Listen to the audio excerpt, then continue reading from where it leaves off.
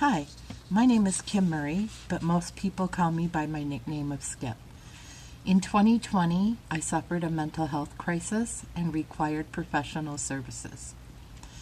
While receiving those services, I was diagnosed with depression, autism, ADHD, and PTSD. This has brought about drastic changes in my life. Several weeks ago, I saw a campaign by the Truth Initiative called Depression Sticks. I found this campaign disturbing. While I fully support society's wish to prevent young people from doing adult things, I'm also concerned that some of the methods we choose to use have unintended consequences. And I'm deeply concerned about making fun of something as serious as depression. I've been steaming about this for several weeks, trying to figure out what to do, and I decided the best course of action was to express my concerns to Truth Initiative via a letter. Today, I'd like to share that letter with you. Dear Truth Initiative, depression is a hideous thing to suffer from. I know this from personal experience. My childhood story is similar to those of the high-risk young people you have focused on for years. Those of us who know poverty, abuse, broken homes, smoking parents, and mental illness have always had the highest rates of smoking. I started smoking when I was 10. I thought I had safely locked the horrors of my youth away, and then the fear and isolation of COVID hit. Like many people, my underlying and undiagnosed mental illness came brutally bursting to the surface. We're seeing an alarming rise in the rates of people suffering from depression and anxiety.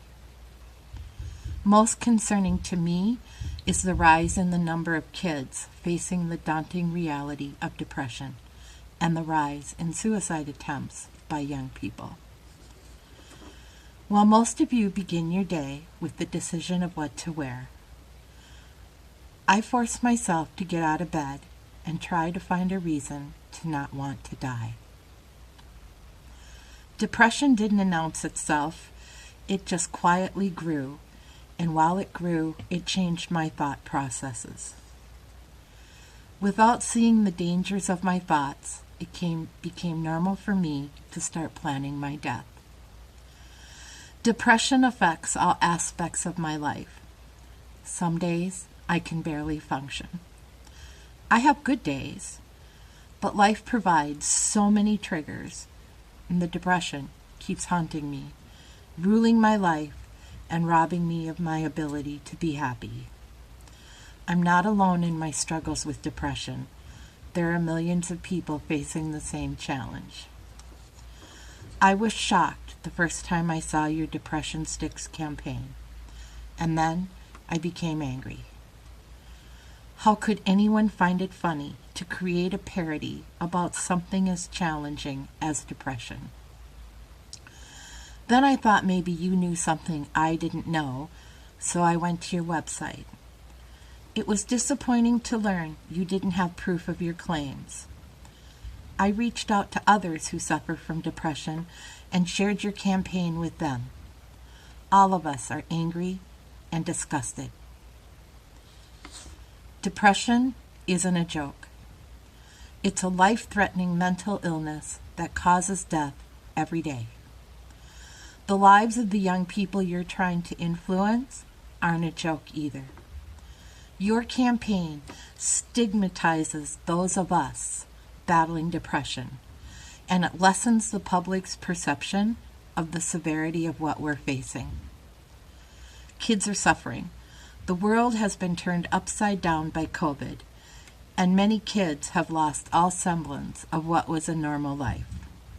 They've become isolated, and many lack enough support to deal with the anxiety they're going through.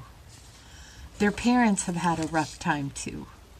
The Depression Sticks campaign is a cruel way to add more fear to the lives of overwhelmed parents. How many parents are looking at a depressed teen and think if their kid stops vaping, all their problems will go away?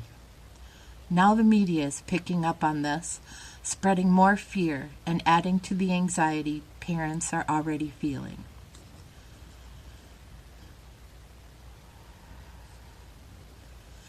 The last 2 years have shown me how easy it is to become depressed and plan my suicide.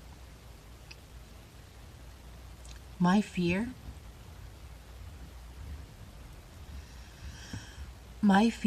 is that a child will see your campaign and think their problems will be solved if they just put down their vape.